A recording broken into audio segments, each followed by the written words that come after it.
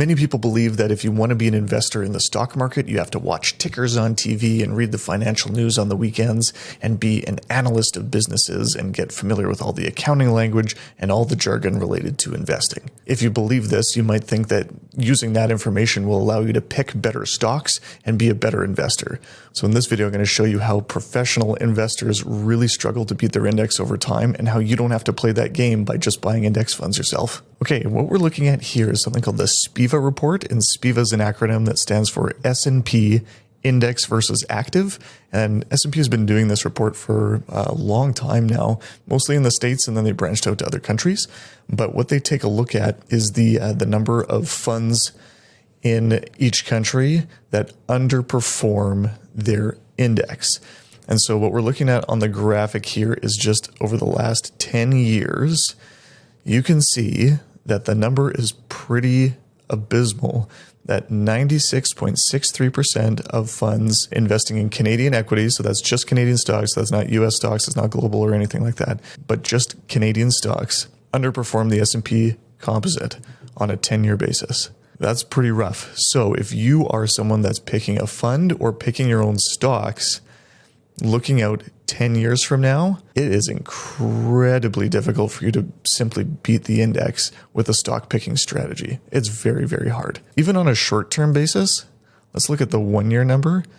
It's only 15%, less than 15% outperformed the TSX. And this is data going back to the end of last year. So that was during a pretty strong year for the stock market. And it was just that difficult to beat the index. 3-year basis, there's some anomalies here a little bit. We're a little over a quarter, but it's still not good. That's worse than a coin flip for sure. And then on a 5-year basis, it drops down to 7%. On a 10-year basis, down to 3 and a bit. And so the data is pretty damning here for investors looking to pick active funds. And on a go-forward basis, that would be something that would be really tough to do. Let's take a look at some other countries and see if Canada is perhaps just an anomaly. So in the US, we've got data going back to 15 years. And so on a 15-year basis, about 12% outperform the S&P. So it's not impossible. It's just pretty close to impossible. And so on a, if you're trying to pick a fund or pick stocks that'll outperform over a 15-year period of time, it's going to be really hard for you to know in advance which funds or which stocks are going to be the long-term winners. So owning the index could be a really good approach for you just to get exposure to the entire stock market.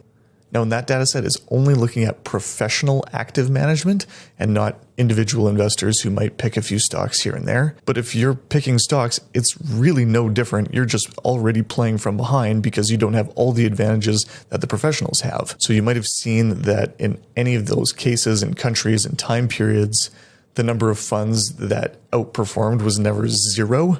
And so you might say, oh, it's always possible, it's always possible. And so that's kind of like the carrot on the end of the stick of active management. It's like, no, it's not impossible, but it's terribly difficult and it's worse than chance alone because of the added costs associated with active management and you as a stock picker trying to trade stocks. I honestly don't have a problem with people picking their own stocks because they want to, or someone that uses an actively managed mutual fund or ETF. I don't have a problem with that. It's just a preference thing. But if you're looking for something that increases your odds of success over time and is simple and cheap, using index funds is a really great way to do that. And so if you are considering between some really common all-in-one equity ETFs here in Canada, check out my other video on how I break down the VEQT ETF from Vanguard and XEQT from BlackRock. Thanks for watching, and we'll see you in another video.